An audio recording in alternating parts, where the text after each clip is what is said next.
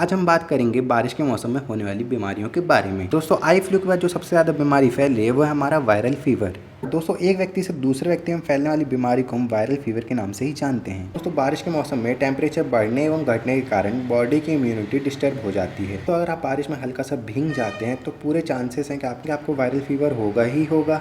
दोस्तों, अगर आपकी इम्यूनिटी वीक है या आपको वायरल हो चुका है तो पहले आपको हल्की हल्की छींक आएगी, धीरे धीरे आपको हल्का हल्का बुखार आने लगेगा और आपकी बॉडी का टेम्परेचर बढ़ने लगेगा। दोस्तों, ये फ्लू आपके द्वारा आपके घर परिवार में बहुत तेज़ी से फैलने लगता है, खास तौर पर छोटे बच्चों में, क्योंकि उनकी इम्यूनिटी बहुत वीक होती है। तो ये वायरल फीवर होता क्या है? ऐसा बुखार जो एक व्यक्ति से दूसरे व्यक्ति में फैले, उसी को हम वायरल फीवर के नाम से जानते हैं। Dengue, malaria, chikungunya, typhoid, cholera, ये सभी हमारे वायरल फीवर हैं। ये अलग अलग तरीके से फैल सकती हैं, जैसे कि मच्छर के काटने से या तो दूषित भोजन और पानी के सेवन से। इन सभी बीमारियों के सिम्टम लगभग मिलते जुलते से लगते हैं। आम भाषा में इन सभी को हम वायरल फीवर के नाम से जानते हैं। चलिए बारी बारी से हम एक एक को डिस्कस कर लेते हैं। तो मच्छर के काटने से हमें डेंगू, मलेरिया या फिर चिकनगुनिया जैसी बीमारी हो सकती है। इन तीनों में अंतर क्या है? बहुत से लोगों को डाउट होता है कि तीनों में अंतर क्या है। होते तो तीनों मच्छर के काटने से, चाहे वो डेंगू, चिकनगुनिया या मलेरिया हो, और आता भी बुखार ही है तीनों में, लेकिन इनमें थोड़ा सा डिफरेंस है। दोस्तों, चिकनगुनिया में होता क्या है कि व्यक्ति को बुखार के साथ साथ जॉइंट्स में भी पेन होता है। अभी हल्का हल्का नहीं, बहुत ज़्यादा ही सीवियर पेन होता है। व्यक्ति को चलने में भी बहुत प्रॉब्लम होती है और हाथों के मूवमेंट करने में भी प्रॉब्लम होती है। चलो अब समझो मलेरिया को। मलेरिया में क्या होता है? मलेरिया के पेशेंट को सबसे पहले ठंड देकर बुखार आता है और उसकी बॉडी कांपने लगती है। व्यक्ति को इतनी ठंड लगती है कि उसे रज़ाई या कंबल की ज़रूरत पड़ सकती है, लेकिन कुछ समय बाद उसे गर्मी लगने लगती है। दोस्तों, इस बुखार में होता क्या है कि व्यक्ति को कुछ समय में गर्मी लगती है, कुछ समय में ठंडी लगती है। दोस्तों, इसमें एक्चुअल में होता ये है कि व्यक्ति को अंदर से गर्मी लगती है, क्योंकि अंदर मैकेनिज्म चालू है फाइट का, क्योंकि बॉडी का डिफेंस मैकेनिज्म ऑन है, बॉडी प्रयास कर रही है लड़ने का, लेकिन व्यक्ति को बाहर से ठंडी लगती है और वो उसे कपकपाहट होने लगती है। यही इसका मेन कारण है, यही एक मेन सिम्टम है।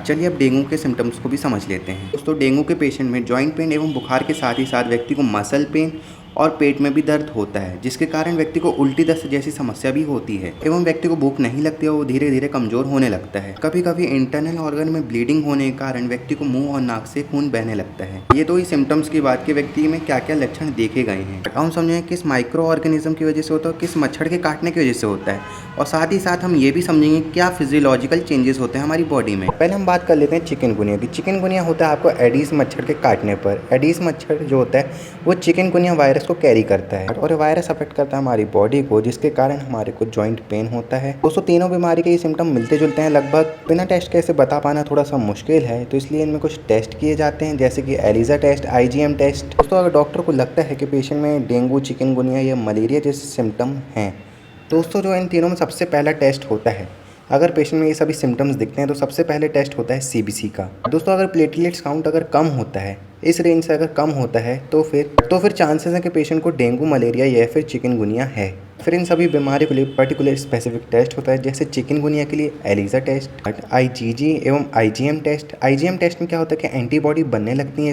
इसमें 2 टेस्ट और होते हैं, एक PNR टेस्ट और एक PCR टेस्ट। दोस्तों, जो PCR टेस्ट होता है वो थोड़ा सा महंगा होता है। अगर ये टेस्ट पॉजिटिव आते हैं सिम्टम के आधार पर और टेस्ट के आधार पर व्यक्ति चिकनगुनिया पॉजिटिव है। अभी चिकनगुनिया हुआ कैसे उसे? चिकनगुनिया होता है एडीज मच्छर के काटने से। दोस्तों, जो एडीज मच्छर है वो चिकनगुनिया वायरस को कैरी करता है, और जब ये एडीज मच्छर आपको बाइट करता है, चिकनगुनिया वायरस आपकी बॉडी में एंटर कर जाता है और आपको ये सभी प्रॉब्लम कॉज करता है। दोस्तों, ये तो ही चिकनगुनिया की बात। अब हम कर लेते हैं डेंगू की बात। इसी एडीज मच्छर के काटने से हमें चिकनगुनिया भी होता है और डेंगू भी होता है। अब हम बात कर लेते हैं डेंगू में कौन कौन से टेस्ट किए जाते हैं, किन टेस्ट के आधार पर हम पता कर सकते हैं कि पेशेंट को डेंगू है। डेंगू में बुखार, जुकाम के साथ साथ व्यक्ति में उल्टी दस्त एवं पेट दर्द जैसी प्रॉब्लम हो जाती है, जिसके कारण व्यक्ति को कमजोरी लगने लगती है और कभी कभी उसे ब्लीडिंग भी होने लगती है। दोस्तों, सिम्टम के आधार पर डॉक्टर उसे IgG और IgM टेस्ट रिकमेंड करते हैं। दोस्तों, अगर IgG टेस्ट अगर पॉजिटिव आता है और IgM टेस्ट नेगेटिव आता है तो पेशेंट को पहले कभी डेंगू हुआ था। दोस्तों, जो अगर उसका IgM टेस्ट पॉजिटिव आता है तो उसे डेंगू है, और अगर IgG टेस्ट भी पॉजिटिव आता है तब भी उसे डेंगू है। इसमें 2 टेस्ट और होते हैं, एक PCR टेस्ट और एक होता है NS1 टेस्ट। NS1 टेस्ट में क्या होता है कि इसमें चेक किया जाता है कि वायरस की एंटीबॉडी बन रही है कि नहीं। इसी एंटीबॉडी की मौजूदगी में इस टेस्ट में डेंगू का पता लगाया जाता है। चलिए हम बात कर लेते हैं मलेरिया की, जो कि अभी बहुत प्रचलन में है। कुछ लोगों को मेरे घर के आसपास हुआ है। दोस्तों जो मलेरिया है वो मादा एनोफिलीज मच्छर के काटने से होता है। मादा एनोफिलीज के सलाइवा में प्लाज्मोडियम वाइवेक्स मौजूद होता है, जो रिस्पॉन्सिबल होता है मलेरिया के लिए। जैसे कि आपको पता है इसमें ठंडे देकर बुखार आता है, व्यक्ति की बॉडी कपकपाने लगती है, लेकिन कुछ समय बाद उसे गर्मी लगने लगती है। दोस्तों एंटीजन के आधार पर टेस्ट किया जाता है, रैपिड टेस्ट किट के द्वारा भी टेस्ट किए जाते हैं, लेकिन ये टेस्ट करना बहुत इजी होता है। उसमें रैपिड रिपोर्ट मिल जाती है कि पेशेंट को मलेरिया है या फिर नहीं है। इसका टेस्ट बिल्कुल प्रेगा न्यूज़ की तरह ही होता है, बस 2 बूंद खून को लेना है, उसमें डालते हैं किट पर, और अगर लाइनिंग वगैरह आ जाती है तो पता चल जाता है कि पेशेंट को मलेरिया है या नहीं। टाइम नहीं लगता, डॉक्टर भी इसी को प्रेफर करते हैं। ये तो चिकनगुनिया, डेंगू या मलेरिया की बात। मच्छरों द्वारा एक बीमारी और होती है जिसे हम हाथी पाँव के नाम से जानते हैं। इसे इंग्लिश में फाइलेरिया के नाम से जाना जाता है। क्यूलेक्स मच्छर के काटने से होती है, जो कि नदी तालाब में पाया जाता है। तो ये मच्छरों द्वारा होने वाली बीमारियों की बात। अगर आप चाहते हैं कि इसका मैं ट्रीटमेंट भी बताऊं कि इसमें क्या ट्रीटमेंट देना चाहिए, तो आप कमेंट ज़रूर करें, मैं आपके लिए एक वीडियो बना दूंगा।